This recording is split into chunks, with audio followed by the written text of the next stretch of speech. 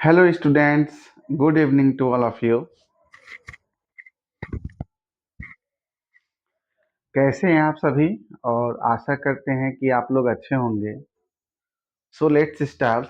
Today we are going to study about judiciary जिसे हम लोग न्यायपालिका कहते हैं. बच्चों, जो किसी भी एक लोकतांत्रिक देश में तीन प्रमुख अंग होते हैं, जो हमारे देश में भी है. तीन प्रमुख अंग कौन कौन से होते हैं? जो बच्चों हमारे लोकतांत्रिक देश में तीन प्रमुख अंग में एक आता है विधायिका, एक आता है विधायिका, एक आता है कार्यपालिका, कार्यपालिका, कार्यपालिका और जो थर्ड आता है हमारा न्यायपालिका, न्यायपालिका. बच्चों आज हम इसी के बारे में पढ़ेंगे, जुडिशरी सिस्टम के बारे में, जो हमारे देश में सबसे अधिक जो कि एक पावरफुल बॉडी माना जाता है. बच्चों सबसे पहले हम बता देते हैं एक स्टार्टिंग पॉइंट पर, जो हमारे देश के तीन प्रमुख अंग होते हैं किसी भी लोकतांत्रिक देश में, हमारे देश में भी अवेलेबल है. जैसे विधायिका क्या होता है? जो विधायिका होता है जिसे हम लोग एग्जीक्यूटिव कहते हैं, ये हमारे देश में कोई नया कानून अगर बनाते हैं, संविधान में संशोधन करते हैं, जैसे नोटबंदी हो गया या कभी राष्ट्रपति शासन लग गया, ऐसे तमाम सी चीजें हैं जहां पर विधायिका ने ऐसा काम किया. कोई मान लीजिए नया बिल पास हो गया तो कार्यपालिका उसे रन कराती है. कोई भी सरकार अपने से कोई यह बिल पास करने के बाद नहीं लागू करती है, उसे लागू करने का काम कार्यपालिका का होता है. कार्यपालिका ने उसको लागू किया लेकिन वह पब्लिक के लिए सुइटेबल नहीं है, तो उसे रोकने का काम, उसे कंट्रोल करने का काम जो करती है वह हमारी न्यायपालिका करती है.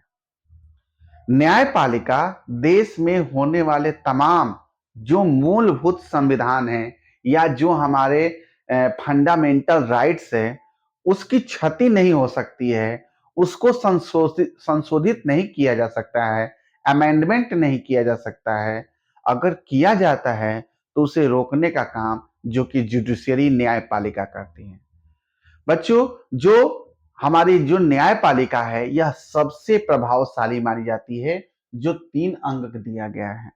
यह किसी भी कार्यपालिका या विधायिका को मना भी कर सकती है. सबसे पहले हम देखेंगे बच्चों काम के बारे में कि हमारी न्यायपालिका जो हमारा जुडिशियरी सिस्टम है वो क्या करता है. बच्चों न्यायपालिका का काम होता है विवादों को सुलझाना और अपराधों को कम करना. यह हमारी न्यायपालिका का पहला काम होता है कि कभी भी किसी के साथ विवाद होता है, चाहे वह फौजदारी हो, चाहे वह दीवानी हो, मतलब जमीन से जुड़े कोई मैटर हो जाए या सामाजिक कोई मैटर हो जाए या कोई मारपीट का मैटर आ जाए, मर्डर का मैटर आ जाए, तो इन तमाम सी चीजों में उसको सुलझाने का काम, उसको निपटारा करने का काम हमारा न्यायपालिका करता है. बच्चों यह जो कि हमारा फर्स्ट पॉइंट था कि यह अपराधों को क्या करता है? कम करता है. अपराधों को क्या करता है? कम करता है. अपराधों को कम करता है. नेक्स्ट है हमारा कि यह जो कि संविधान का संरक्षक है, मतलब कि पेट्रॉन है, संविधान का संरक्षक है, संविधान का संरक्षक है, संविधान का संरक्षक है. न्यायपालिका संविधान का संरक्षक होता है. थर्ड है बच्चों कि यह एक स्वतंत्र होता है, यह एक स्वतंत्र निकाय होता है. स्वतंत्र निकाय होता है मतलब फ्री बॉडी होता है, इसके प्रति कोई ऑब्जेक्शन नहीं लगा सकता है. उन कानूनों को, नेक्स्ट है हमारा कि यह उन कानूनों को भी रद्द करने का अधिकार रखती है जिन्हें वे असंवैधानिक मानती है. ऐसा बिल्कुल नहीं होना चाहिए. कई ऐसे मैटर होते हैं जो असंवैधानिक होते हैं, जैसे 6 से 6 to 14 ईयर्स के बच्चों को शिक्षा अनिवार्य है. अगर राज्य लागू करती है कि नहीं ऐसा कुछ बाउंडेशन नहीं है, तो वहां पर हमारी न्यायपालिका ऑब्जेक्शन या रद्द करने का अधिकार रखती है कि यह असंवैधानिक मैटर है, ऐसा बिल्कुल नहीं होना चाहिए. कि जो बालकों को 6 to 14 ईयर्स का एज हमारा जो होता है शिक्षा को प्राप्त करने का है, वह किसी को काम कराने का अधिकार बिल्कुल नहीं देता है, इसको वह रद्द कर सकती है। नेक्स्ट है हमारा कि यह न्याय देता है, यह न्याय देता है, यह न्याय देता है, न्यायपालिका न्याय देता है। लोकतंत्र के बच्चों जो हमारे जो न्यायपालिका होती है यह पूरे एक सिस्टम में होता है। सबसे पहले देखेंगे कि यह सुप्रीम कोर्ट होता है जिसे हम लोग सर्वोच्च न्यायालय कहते हैं, सुप्रीम कोर्ट होता है।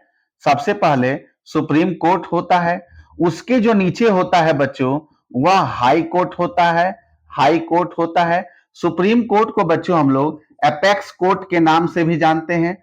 सुप्रीम कोर्ट कहिए चाहे एपेक्स कोर्ट कहिए, या हमारा दोनों सेम ही होता है, या सर्वोच्च न्यायालय कहिए, या हमारा सबसे उच्चतम होता है। उसके नीचे हाई कोर्ट होता है और उसके नीचे जिला या अधीनस्थ न्यायालय होता है, अधीनस्थ न्यायालय होता है। ये पूरा जो व्यवस्था होती है बच्चों, यह पूरी व्यवस्था न्यायपालिका कहलाती है, न्यायपालिका कहलाती है। यह पूरी व्यवस्था जो होती है वह न्यायपालिका कहलाती है। पहला जो होता है सुप्रीम कोर्ट जिसे हम लोग एपेक्स कोर्ट कहते हैं, उसके नीचे हाई कोर्ट होता है और सबसे नीचे जो होता है जिला या अधीनस्थ न्यायालय होता है। लोकतंत्र के लिए स्वतंत्र और प्रभावशाली न्यायपालिका को जरूरी माना जाता है। हम लोकतंत्र देश में रहते हैं और इस लोकतंत्र के लिए स्वतंत्र है और प्रभावशाली भी है, तो वह हमारे यहाँ जुडिशरी सिस्टम होता है। देश के हमारे विभिन्न स्तरों पर जो मौजूद अदालतों को सामूहिक रूप से न्यायपालिका कहते हैं। न्यायपालिका किसे कहते हैं? देश के विभिन्न स्तरों पर, मतलब कि विभिन्न स्तर मतलब क्या, एक जिले में है, मतलब एक राज्य के छोटे से जगह पर है, जिले पर है, उसके बाद हमारा हाई कोर्ट है और उसके बाद जो सुप्रीम कोर्ट है, सुप्रीम कोर्ट जो होता है, या देश में जितनी भी मौजूद अदालतें होती हैं उनका सामूहिक रूप से न्यायपालिका कहा जाता है। बच्चों यह एकीकृत होता है, मतलब कि यह अकेले एक ऐसा बॉडी होता है जो सबको लेकर चलता है।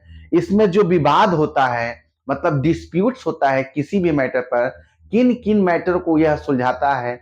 बच्चों जो विवाद होता है, जो विवाद होता है, कोई भी अगर मान लीजिए विवाद होता है तो कैसा वह विवाद होता है इसको अब हम लोग देखेंगे।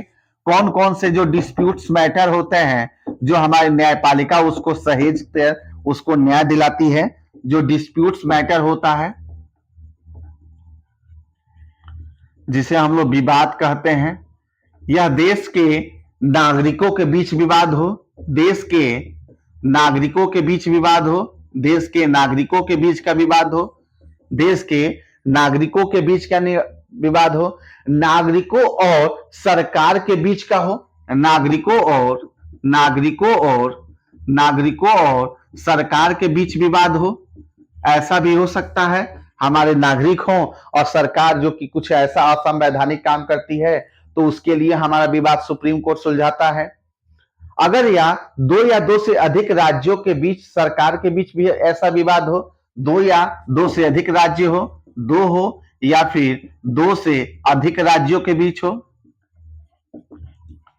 अधिक राज्यों के बीच हो। बहुत सारे ऐसे विवाद है, बिहार का उत्तर प्रदेश से है, महाराष्ट्र का कर्नाटक और आंध्र प्रदेश से है, क्योंकि महाराष्ट्र ने बिजली उत्पादन के लिए कई नदियों को जगह पर डैम का निर्माण कर दिया, यह भी एक विवाद का मैटर हो गया।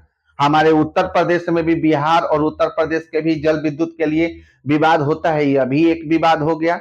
केंद्र और राज्य सरकारों के बीच भी होता है, केंद्र सरकार हो चाहे वह सेंट्रल गवर्नमेंट हो और हमारा स्टेट गवर्नमेंट हो, इन तमाम सी चीजों को जो विवाद को सुलझाने का काम करता है वह हमारा न्यायालय करता है।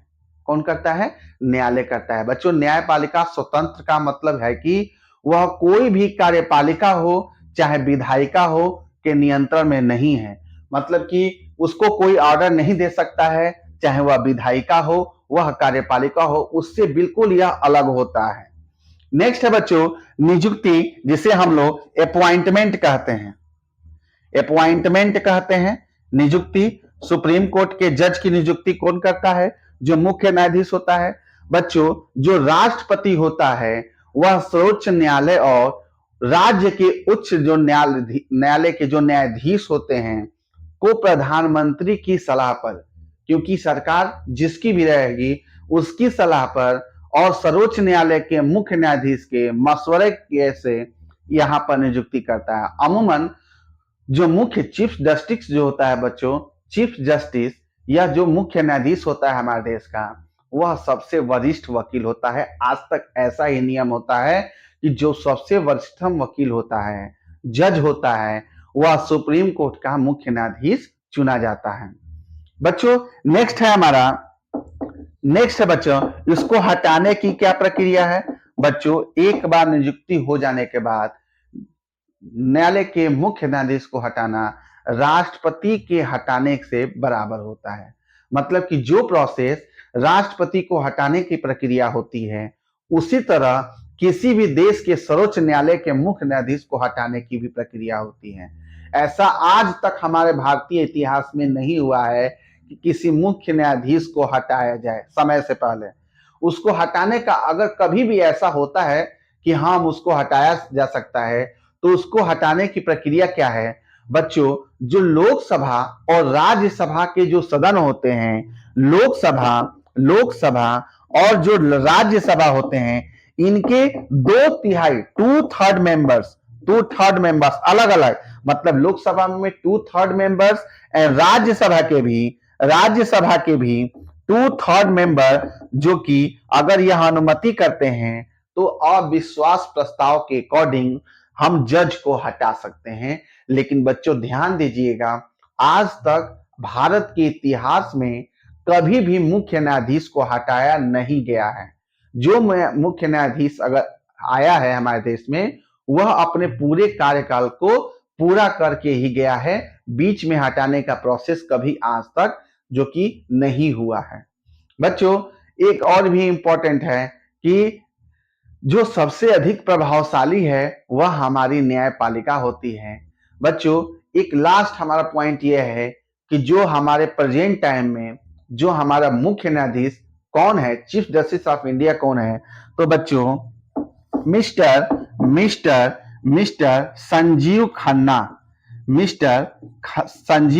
खन्ना, जो कि हमारे यह सुप्रीम कोर्ट के चीफ जस्टिस है और यह चीफ जस्टिस 51 है। हमारे देश के 51वां जो कि चीफ मुख्य न्यायाधीश मिस्टर संजीव खन्ना है। इसके पहले जो 15th जो कि हमारे चीफ जस्टिस थे वह थे DY जो कि चंद्रचूड़ थे, जो कि 10 नवंबर 2024 को उनका समय पूरा हो गया और वे उनके हटने के बाद मिस्टर संजीव खन्ना जो कि हमारे वर्तमान में मुख्य न्यायाधीश हैं।